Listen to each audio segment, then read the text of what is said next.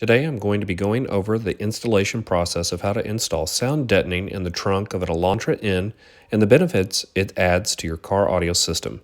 I will have links to all the items used in this video in the description below. To begin, remove the trunk cover and/or mat.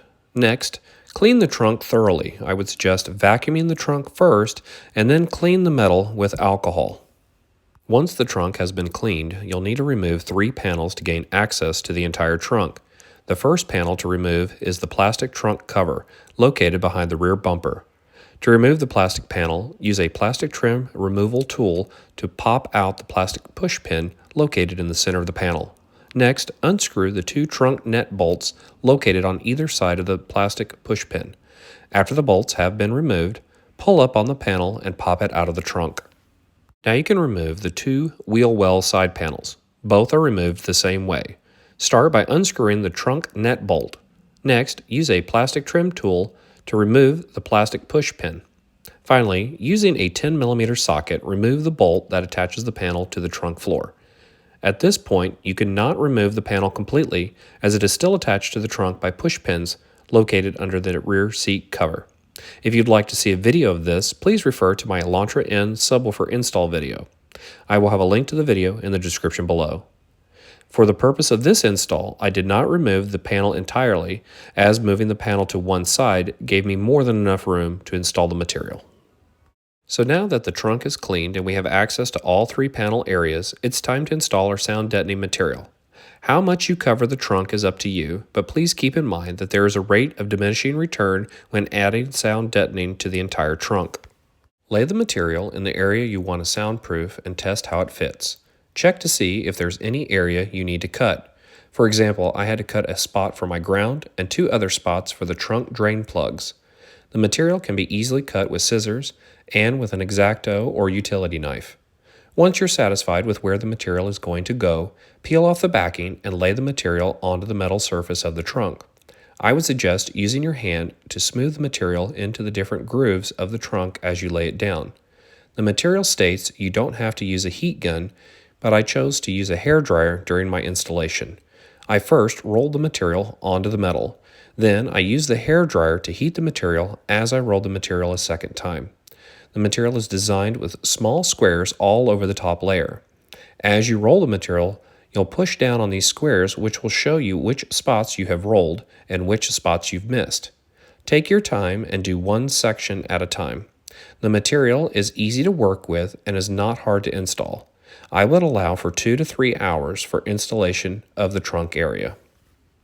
As stated previously, you can install the product in square sections or over large areas. I did both methods during my install. I purchased a 52 square foot box that includes 20 24 by 16 sheets. I ended up using 7 sheets for the trunk. I plan to use the rest for my doors. I did not cover the trunk 100% as I didn't want to add more weight than absolutely necessary, and again, you will get diminishing return on covering the whole trunk. Covering 25% of the trunk in different areas will account for 99% of the sound isolation. If you want to cover the entire trunk, that's fine, as long as you're aware of the added weight and minimal gain that you will achieve by adding the additional material. I chose to use 50mm sound deadening material versus 80mm or higher due to weight, and I only had minor rattle issues in my trunk. The majority of the rattle issue was with my amp rack, located in the spare tire area, which is why I went ahead and covered the entire wheel well. After I finished the trunk, I installed small squares on the bottom of the parcel shelf. This is not shown in the video. Once I was done with the parcel shelf, I reinstalled the 3 trunk panels and moved onto the trunk lid. To gain access to the trunk lid, you'll need to remove 9 plastic push pins. You can do this by using a plastic trim tool or small flathead screwdriver. Since I wasn't having issues with the trunk lid rattling, I only covered the center section of the lid with sound deadening material. Once I was done, I reinstalled the trunk lid cover.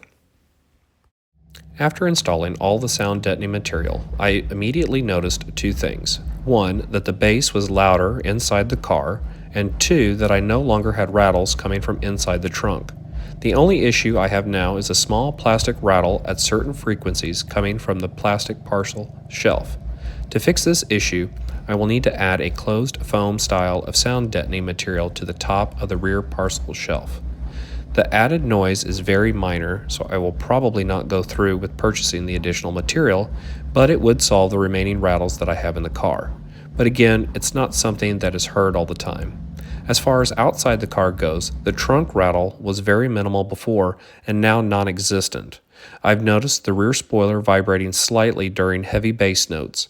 If you have multiple subs or a very high-powered sub, your situation may require more or thicker sound deadening material than what I used in my installation.